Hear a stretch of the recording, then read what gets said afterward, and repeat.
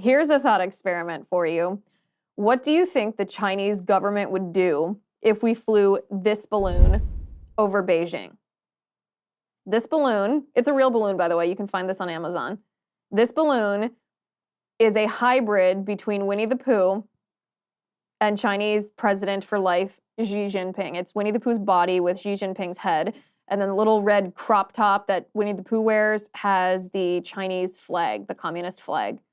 What do you think China would do if we flew this? Keep in mind that Winnie the Pooh is banned in China because Xi Jinping is so offended by the comparison that he looks like Winnie the Pooh, which you can take a look at this. He certainly does. It's actually quite funny. What do you think the Chinese would do? If we told them, you know what, guys, it's not a military apparatus. We're not trying to collect research on your population. We're not spying on your military installations. This is just civilian weather research. In fact, we didn't even mean to fly it over Beijing. We didn't even mean for it to encroach on your sovereign airspace. It just blew off course months ago, but, you know, there was nothing we could do about it. We can't drive it. We can't direct it. We can't steer it. What do you think they would do? The obvious answer here is they would shoot it down immediately, and this would cause a diplomatic crisis. This would be an international incident, because the intent, if we flew this particular balloon, this hybrid Winnie the Pooh Xi Jinping, which I've looked at like 20 times since I found this, I think it's hilarious. The intent would be to humiliate the Chinese Communist Party. The intent would be to humiliate Xi Jinping. The intent would be to humiliate the Chinese people. And the Chinese would never stand for this. They would instantly shoot it down. They wouldn't give us the benefit of the doubt. They wouldn't pretend to believe us when we said, oh, no, this was just an accident. They would shoot the thing down. And they would be absolutely right on this. This is what I want to talk about today.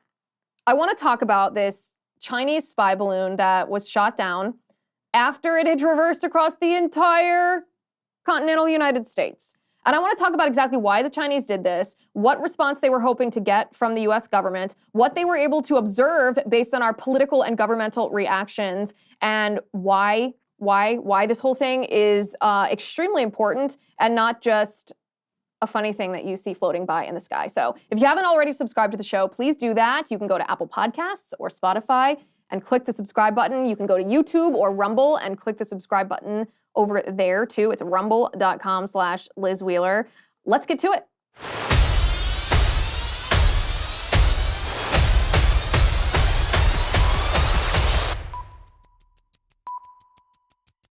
Okay, guys, I want to talk to you about why I like 4 Patriots and why I think you will too. A food shortage could be coming even here in the United States. This is what experts were writing as recently as July. Drought, inflation, and new political policies are pushing America's food supply near its breaking point, which is terrifying for our families. It's why survival food is more important than ever. I encourage you to create your own stockpile of the best-selling 4 Patriots survival food kits. It's not ordinary food. We're talking good for 25 years, super survival food. It's hand-packed right in a family-owned facility in the U.S. It gives jobs to over 200 Americans. The kits themselves, where the food's stored, they're compact. They're sturdy, they're water resistant, they stack really easily, so easy for storage. They have different breakfasts, lunches, dinners, and you can make these meals, by the way, in less than 20 minutes. It's very easy. You just add boiling water, simmer, and serve it. And right now, you can go to 4patriots.com and use my code Liz to get 10% off your first purchase on anything in the store. Just go to 4patriots.com and use code Liz to get 10% off. That's 4Patriots, code Liz, to start building your own stockpile today. Okay, so the Biden administration is trying to claim credit for acting responsibly and shooting down this Chinese spy balloon once there wasn't risk of the debris of the balloon falling and hitting a civilian. There were actually members of the Biden administration who were painting this scenario for us as if we're stupid children and telling us, well, at 60,000 feet, this balloon, we couldn't shoot this down over Montana, the emptiness of Montana, because it might have fallen and hit a kindergarten. Okay. So what they did, the Biden administration allowed this balloon to come through Alaska, go down Canada, come through Montana, all through the mid-United States.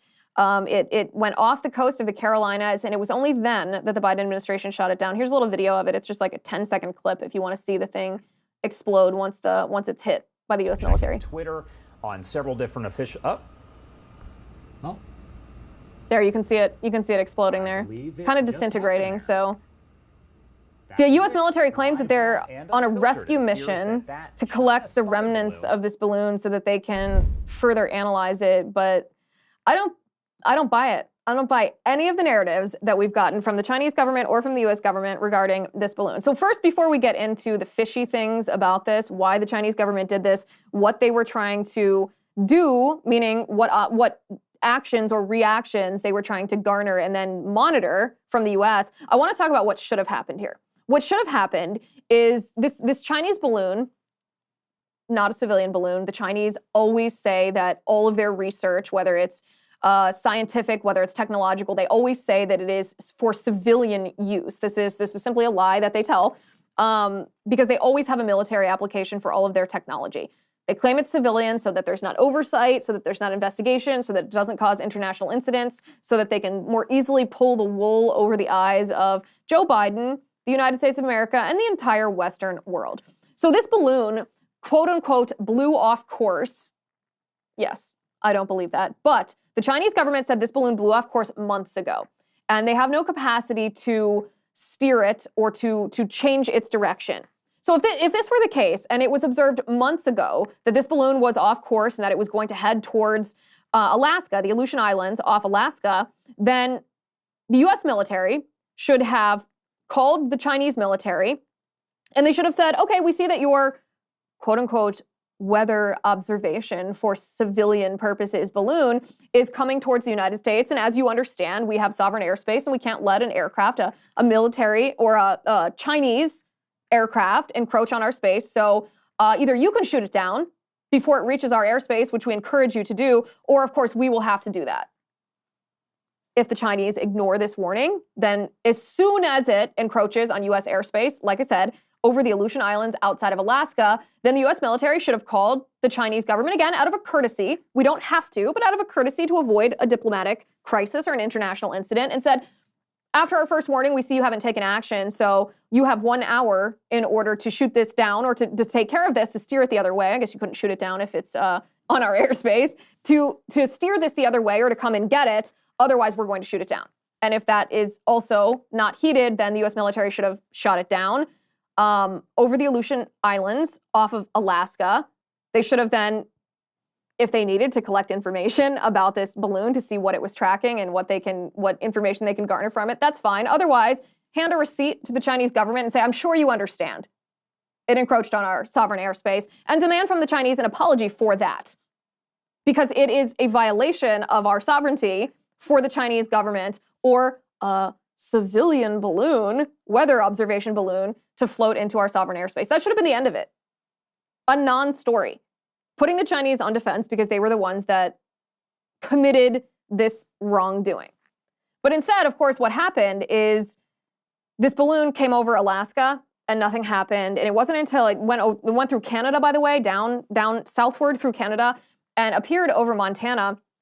And when it was over Montana, believe me, there was no threat of the debris of this balloon had it been shot hitting a kindergarten classroom. These are the same people, by the way, who don't mind indoctrinating kindergartners with the transgender ideology that leads them to take irreversibly damaging puberty-blocking hormones and cross-sex hormones and then undergoing surgery, still as children, to mutilate their bodies.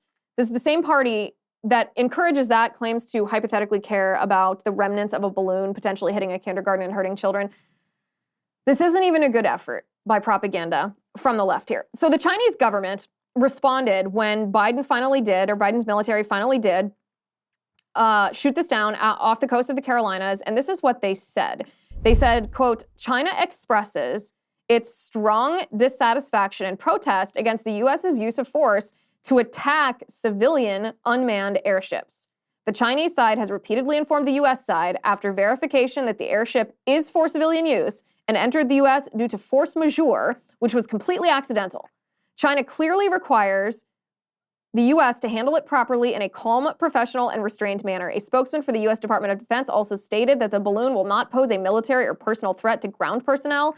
Under such circumstances, the U.S. insists on using force, obviously overreacting and seriously violating international practice. China will resolutely safeguard the legitimate rights and interests of relevant companies while reserving the right to make further necessary actions. So I'm reading this because these are the talking points being echoed by mainstream media outlets and by Biden administration officials. I've almost never been as embarrassed for the US military as I was when they trotted out their spokesperson, this general with all this chest candy. He's supposed to be a very powerful individual in the US military, telling the American people that the Department of Defense will not be updating the American people on the trajectory of this balloon. And he said the American people reserve the right to simply look up in the sky and look for it themselves. Sir, I don't care how high your rank is. You work for us. You respect us. We are higher in the chain of command than you are. You don't demean the American people who you swore an oath to protect, even if you are acting in disregard of American interests. Even if the Biden administration is disrespecting our country, you are not allowed to do so. The mainstream media and the Biden administration are echoing this Chinese response, but if I'm the Chinese sitting here writing this, I'm like typing along at my computer, laughing at what I'm saying. It was by accident. This is an overreaction. We the Chinese reserve the right to respond with greater force if necessary. They know they can push Biden around because that was the purpose of releasing this balloon in the first place. The purpose of releasing this balloon in the first place. So let's talk about the 4 fishy things, because there's some new narratives that have emerged in the last couple of hours, in the last 24 hours, about the Biden administration's response to this balloon and the history of the Chinese trying to infiltrate our sovereign airspace. Biden is pulling an oldie but a goodie and trying to blame the Trump administration. We're going to talk about that in just a second. But first, I want to talk about bank on yourself. We've all been brainwashed into believing that the only way to grow our money for retirement is to risk it in the stock market. But that is not true. You can reach your financial goals and dreams without taking any unnecessary risks. Here's a question. Do you really control your retirement money? If you have a 401k or IRA or similar retirement plan, the government actually controls it. They decide how much you can borrow and when you must pay it back. And you'll owe taxes and penalties for taking money out too soon or waiting too long, even though it is your money. And thanks to our skyrocketing national debt and a Congress that continues to spend like a drunken sailor, who knows how much you'll have to pay in taxes during a retirement that could last 30 years. Bank on yourself is a better way to grow and protect your hard-earned money. This retirement plan alternative has never had a losing year in over 160 years. You are in control. You get access to your money for any purpose with no questions asked and without government penalties or restrictions on how much income you can take or when you can take it. Try doing that with a 401k or an IRA. You can't. You get a free report with all the details on how the Bank on Yourself strategy adds guarantees, predictability, and adds control to your financial plan. Just go to bankonyourself.com/Liz. That's bankonyourself.com/Liz. You'll be glad you did. Okay, so the Biden administration clearly understands how the American people and how the Chinese government perceives the Biden administration's reaction to this balloon. The American people are frustrated, infuriated, and a little bit frightened. They're frustrated because this should have been as simple as Biden shooting this down over the Aleutian Islands, and this should have been a non-incident. They're infuriated because this makes all of us, the American people, look weak in the eyes of the world. We are supposed to be the world's superpower. And one of the reasons we're the world's superpower is because we are built on these freedoms, on natural law and natural rights, that of freedom, liberty, and justice for all. And it's also because we have the strongest military in the world. And so our enemies are afraid to attack us, as they should be. But in order to use that strategy, deterrence, you have to actually act in a strong manner. You can't simply have a stockpile of weapons if you are unwilling to use them when the time comes when it's appropriate to use them. And when you use them, you have to use them decisively, quickly, and without any emotion or politics surrounding it. Biden violated all of these tenets. And the American people, this frightens the American people. This is actually why the American people were following along with this Chinese spy balloon, because we understand that the Chinese don't like us. Not the Chinese people viewing the American people negatively, but the Chinese government doesn't like the United States of America. And their goal is to unseat the United States as the world superpower. And they're doing it not by outright warfare. They're doing it by manipulation and infiltration. They're embedding Chinese nationals, Chinese spies, Chinese assets in various places in our country, whether it's the Confucius Institutes at college, whether it's Chinese assets that are spying, obviously that's what assets do, whether it's assets that are spying for the Chinese government in STEM fields around our country, whether it's politicians like the Biden family who've been paid off by so-called private companies in China, which are just entities that are closely tied to the Chinese Communist Party, as all private businesses are in China. The Chinese Communist Party is doing this to our youth via TikTok. They're not just collecting data like, oh, your social security number and your email and your birthday. Like, no, the Chinese could get that anywhere. They could get that information. It doesn't have to be through TikTok. That's not why they're using it. That's not the type of data they are collecting. They're collecting you. They're categorizing your vulnerabilities, your likes, your dislikes, so that they can wage an information war against you specifically, not the American people in this big generalized sense, not strength in numbers, the mass of people, but just you. They look at your keystrokes, what you like and what you don't like, what you're insecure about, what you're vulnerable to, what your trauma is, your joys and desires, what you seek, what you like, what you love.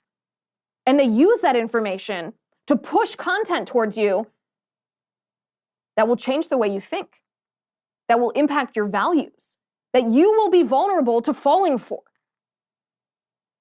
This frightens the American people because this is just the physical. We can talk about TikTok, and it's sometimes hard to conceptualize that because it appears to just be an app that's addicting, an app that's a waste of time, some funny things on TikTok. It's a cultural phenomenon. But it's hard to convince people sometimes the level of danger that TikTok poses, this infiltration, just like it's hard to convince people the level of infiltration, how embedded the Chinese communists are in our university system. Stealing intellectual property and technology for military application back in China. How compromised so many American politicians are. We make fun of Eric Swalwell, Congressman Eric Swalwell, all the time for his bang bang with Fang Fang, but it's not funny. He has access to classified information. He's a member of the US Congress, and he was compromised by a Chinese spy. And what did she get from him? We don't know. Is he likely to do that again? We don't know. The Chinese Communist Party, this balloon represents the visibility of what the Chinese Party is trying to do, spy on us in order to collect data on us as individuals so that they can better manipulate us in their quest to unseat our country as the world superpower. The only way that we are unseated as the world superpower is if we surrender our values, if we surrender our principles, and if our country crumbles from within. That's why people were so obsessed with this balloon. The Biden administration made a critical error. Joe Biden himself is obviously compromised by China. Hunter Biden has a history of business deals with Chinese Communist Party tied entities that gave him a lot of money. We know this. We've seen the Hunter Biden laptop emails. We know that Joe Biden was not only in knowledge of these things, that he profited financially as the big guy. He profited financially. This results in policy positions that Joe Biden has held towards the Chinese Communist Party softening. We saw that after he went to China when he was vice president. He took Hunter Biden with him. That was where Hunter Biden secured that huge equity deal, that $1 billion equity deal. And Joe Biden came away from that as vice president, softer on trade and softer on security and softer on military pressure that we were putting on China in the South China Sea. That exists today. Joe Biden is still compromised. So he made a decision. He made a decision not in the best interest of our country. He made a decision in the best interest of his family's profiting, not to shoot down this balloon. He made this decision. The balloon flew over intercontinental ballistic missile silos in the United States for civilian weather research. I know when I'm researching weather as a civilian, I often fly over intercontinental ballistic missile silos. That's where the best clouds are. That's where it rains the most. That's where the climate changes the most? No, it doesn't. No, it doesn't. So Biden made a deliberate decision not to shoot this down. He misjudged how the American people would react because of the Chinese infiltration, and people understand that this is sort of the representation, the visibility of China trying to spy on us and trying to manipulate us in order to change our values, cause our country to crumble so that they can become the world superpower. So when Biden realized this mistake, he did two things. He shot the balloon down once it had already gotten all the information that he needed, and he told a couple of lies about this. The first lie is that he said, actually, these spy balloons, these Chinese spy balloons, this is not the first one that's flown over the United States. In fact, there were several others that floated over the United States during the Trump administration. Well, if that's true, that changes the story a little bit. It doesn't change what Biden should do. It doesn't change the fact that it makes America look weak when we don't react to the Chinese communists, but it would be a good additional tangent to the story, right? It would take a little bit of the oomph out of the criticism that conservatives are levying at Biden if our own president, Trump, did the exact same thing. But wait a second. What is this allegation from the Biden administration based on? When they say, oh, there were some Chinese spy balloons over Texas during the Trump administration, this is from one anonymous source from Biden's own administration. So nobody that's willing to go on record, just one anonymous source without any substantiation. And of course, the mainstream media is eager to lap this up. They're eager to parrot this. They don't ask any questions. But then we have Trump himself, former President Trump, deny this, saying that never happened during my administration. And we have his former Secretary of Defense, Mark Esper, his former Secretary of State, Mike Pompeo, John Bolton, his former National Security Advisor, and former Director of National Intelligence, John Ratcliffe, all deny this. Now, what do those four men specifically have in common? Mark Esper, John Bolton, John Ratcliffe, and Mike Pompeo. None of them are super fans of Trump at this point, to say the least. Mike Pompeo wants to run for president, so he's trying to differentiate himself from Trump. John Bolton outright despises Trump. John Ratcliffe, Mark Esper, don't really like the guy.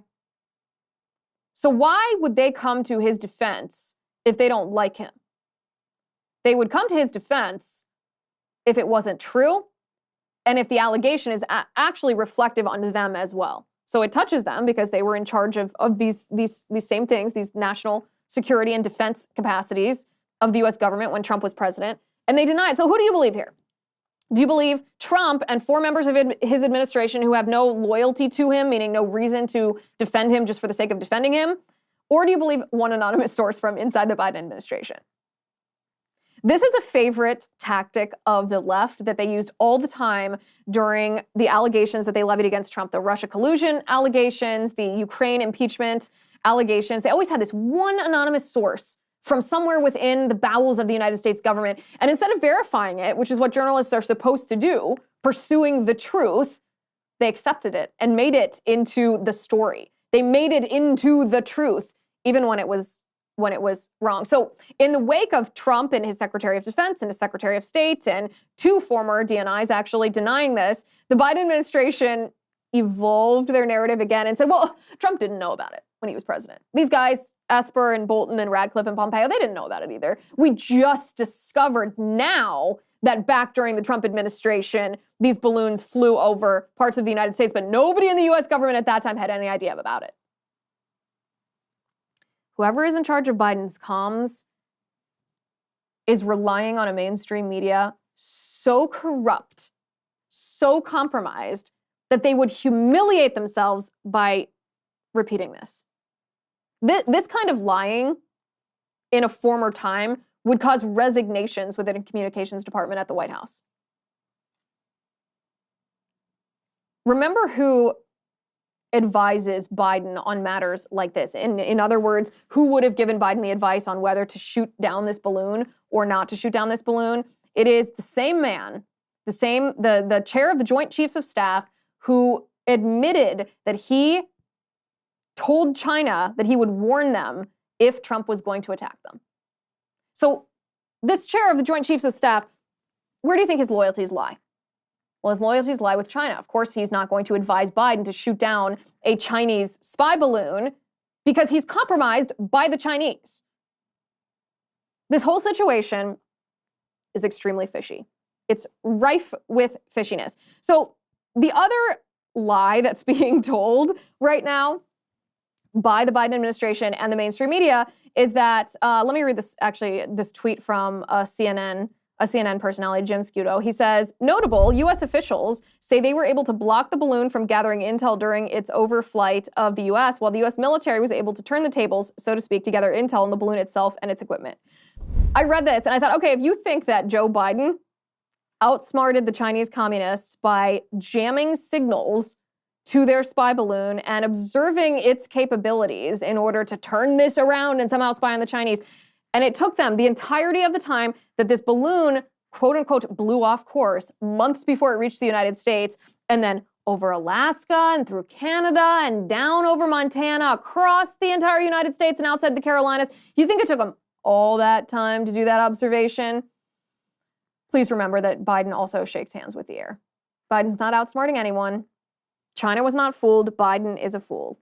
If you want to observe this kind of military aircraft, then go observe the one over Latin America. You don't let it go over intercontinental ballistic missile silos to make these observations. You observe it somewhere that does not encroach on the sovereignty of U.S. airspace. This is Joe Biden gave the Chinese everything they want. They have all the data that they needed. They were able to observe the U.S. presidential response here. They were able to observe the U.S. political response here. And they were able, through lies, probably lies that took them about a minute to invent, able to manipulate the U.S. president, the supposed leader of the free world, into doing exactly what the Chinese wanted him to do, which was humiliate the United States in the eyes of the world and let the Chinese Communist Party get their way. Did we get played? Did we get played by the Chinese here? Or did we get played by the Biden administration? Or did we get played by both? Biden got played by the Chinese Communist Party, and then Biden used this to play us. As we are watching this spy balloon float over the United States, collecting data on us, what else is happening? What stories are not being told? What information is being silenced? What is being ignored? This is distraction, because a member or an employee of Pfizer, and YouTube, we're going to have to bleep this out for YouTube. We'll be back in just a moment. You can watch the fully uncensored version of this at rumble.com/Liz Wheeler. YouTube still has their terms of service cranked so tightly on COVID that we can't even talk about what a Pfizer employee himself actually said, the words that came out of his mouth.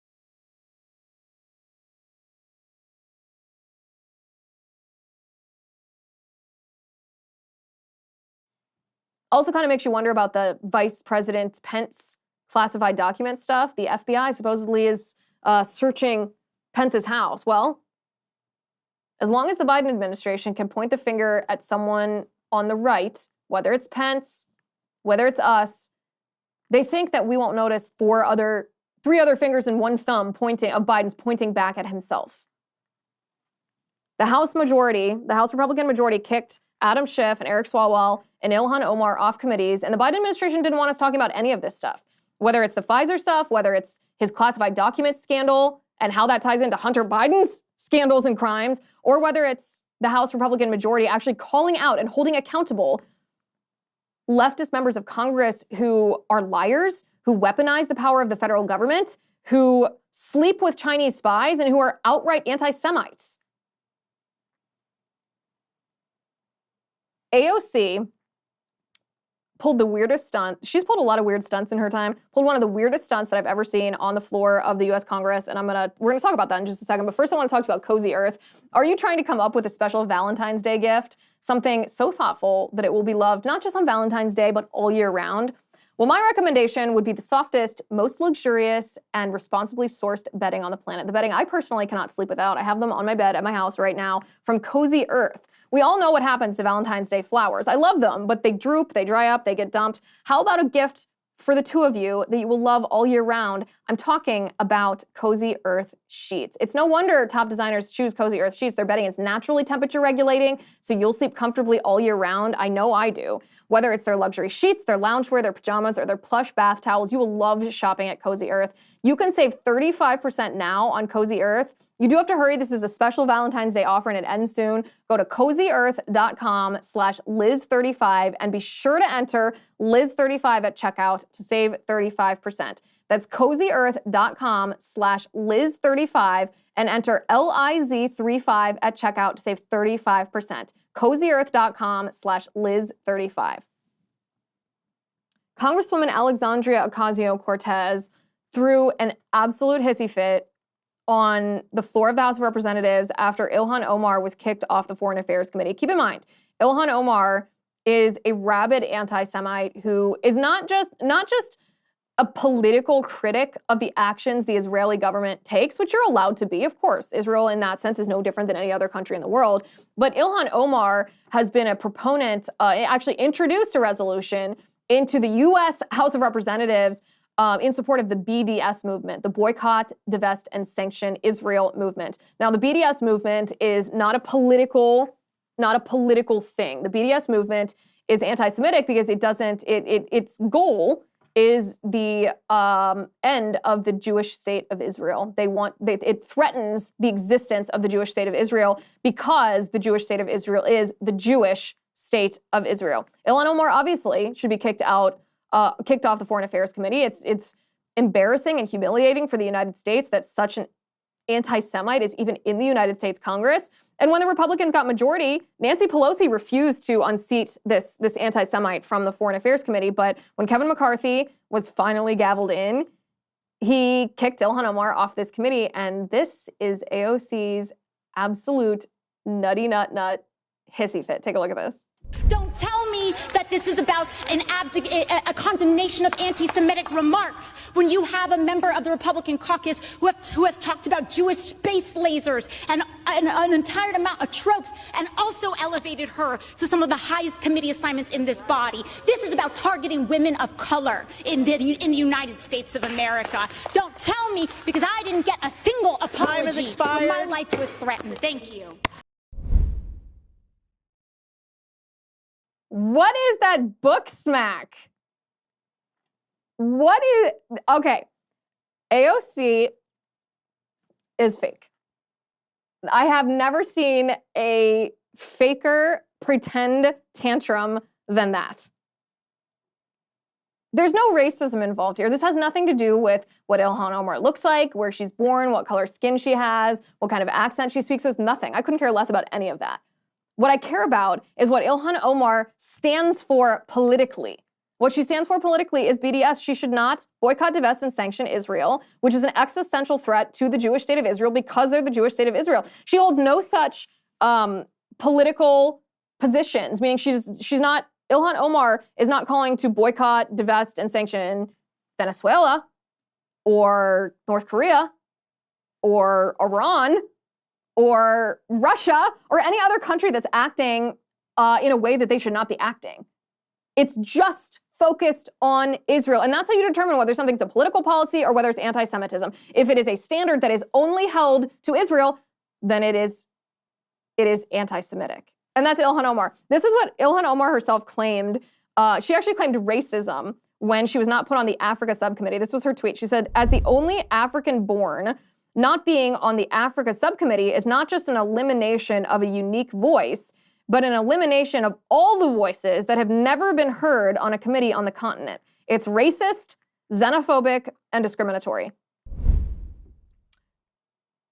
I think she might be looking in a mirror here, because if you look at this is what she's doing. She's looking at all the other U.S. Congress members on the Africa subcommittee, and she's making the contention that they cannot do their jobs, that they cannot represent American citizens who might have a different skin color than they do because of their skin color or because of the nation they were born, where they were born. I'm pretty sure that's racism. What Ilhan Omar is accusing every other U.S. Congress member on the Africa subcommittee. If you're contending that someone is fundamentally unable to do their job based on their nation of origin, that's xenophobic. If you're contending that someone's unable to do their job because of the color of their skin, that's racist. And this is Ilhan Omar, ladies and gentlemen. AOC, this is a new low even for AOC to come to this kind of angry, fake defense. It seems very fake to me. Speaking of fake outrage, let's talk about Elise Stefanik here for a second. So backing up just a little bit, New York City Mayor Eric Adams is proposing that in New York City public schools that provide free lunches for children, that the chocolate milk option be eliminated. And his justification for this is that there are, I think, 24 grams of sugar in a chocolate milk serving, and that's a terrible amount of sugar. That's extremely unhealthy for children, especially at a time when we're suffering an obesity crisis in our nation, and it's impacting our children to the point where pharma companies and public health officials are actually advocating for children not to be fed healthy food, not to exercise, not to put down their screens, but to be injected with drugs or be candidates for weight loss surgery. That's the extent of the obesity crisis that's facing our nation's children right now. New York City Mayor Eric Adams, believe me, I'm no fan of this guy. He's a nut. He's wrong. He's endangered the city. But in this case, he's not actually wrong here. And he's trying to take chocolate milk out of schools. And the reaction from the right, the right is equating what Eric Adams is trying to do with taxpayer-funded lunches provided for free to children at public schools with what Mayor Bloomberg did by prohibiting adults from the ability to purchase a big gulp. It's not the same thing at all.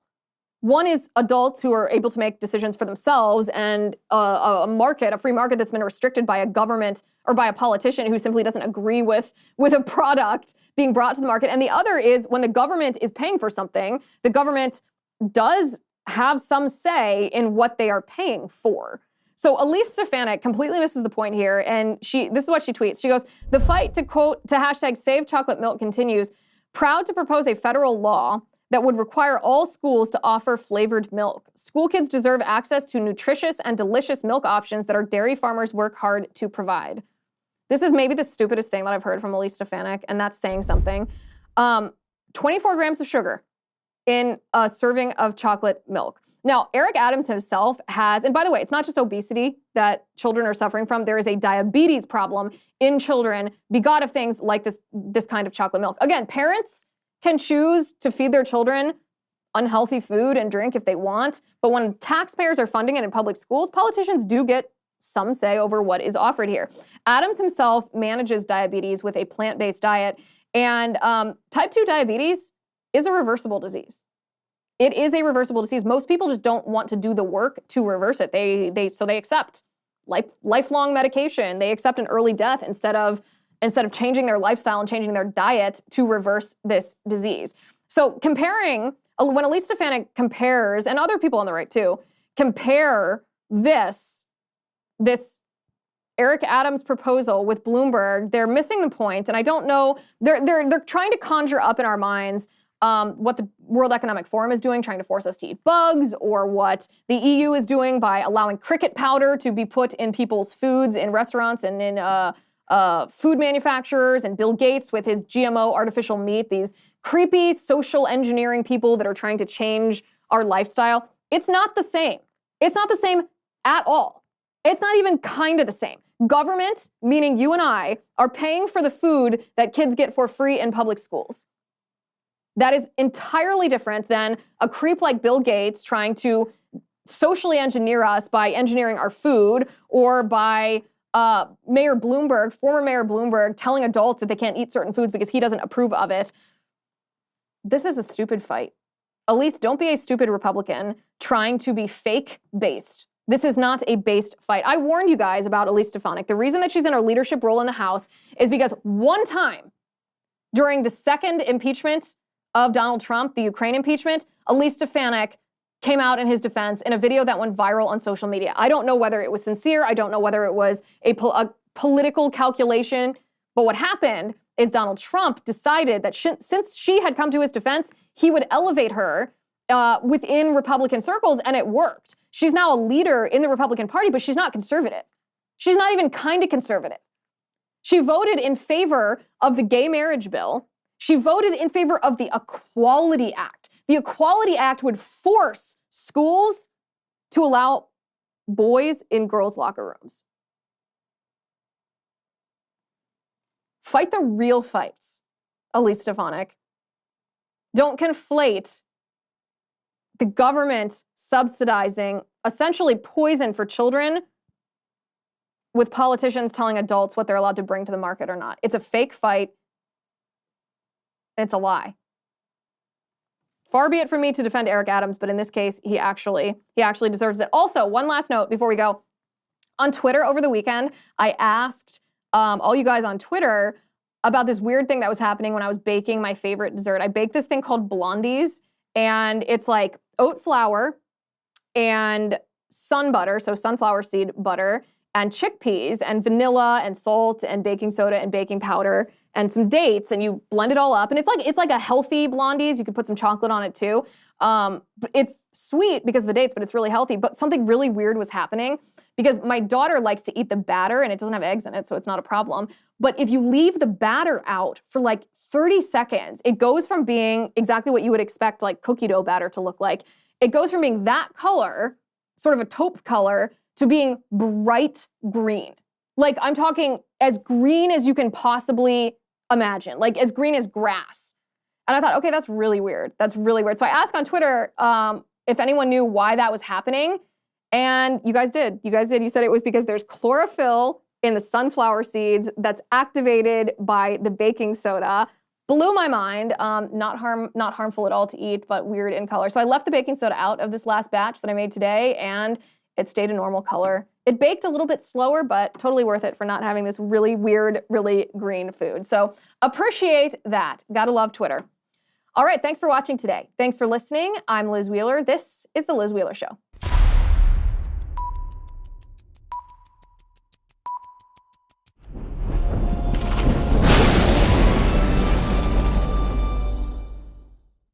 If you haven't already, give this video a thumbs up, hit the subscribe button below, and ring the bell to make sure you never miss a video.